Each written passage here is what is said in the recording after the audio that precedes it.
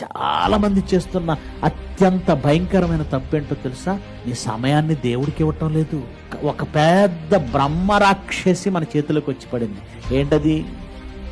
చాలా పెద్ద బ్రహ్మరాక్షసి ఇది. ఈ రాక్షసి చేతికి మనం చిక్కాం. ఉదయం లేవగానే కళ్ళు ఇంకా తెరుపులు పడక ముందే మన చెయ్యలా బెడ్ మీద వెతుకుతుంటది.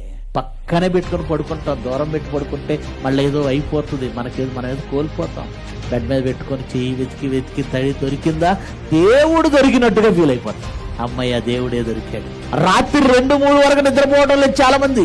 కంప్లైంట్లు అవే. ఎంత ప్రమాదమో తెలుసంటే, ఆ స్క్రీన్ నుంచి వచ్చేటువంటి బ్లూ రేస్ మీ కళ్ళు డ్రై అయిపోయేలా చేస్తాయి. అది చూస్తున్నంత సేపు మీ బ్రెయిన్ పనిచేస్తూనే ఉంటుంది. మీ బ్రెయిన్ పనిచేస్తున్నంత సేపు గుండె ఇంకా వేగంగా పనిచేయాలి. ఈ రోజు మన సమయాన్ని, మన ఆరోగ్యాన్ని అత్యంత దారుణంగా దెబ్బతీస్తున్న మహమ్మారి మన చేతిలో ఉన్న సెల్.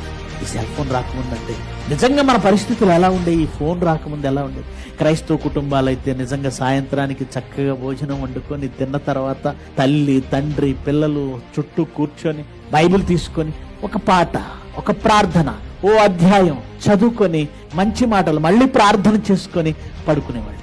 మన సమయాన్ని, దేవుడికిచ్చే సమయాన్ని దొంగిలించడానికి మన చేతిలోకి వచ్చిన భయంకరమైన మహమ్మారి.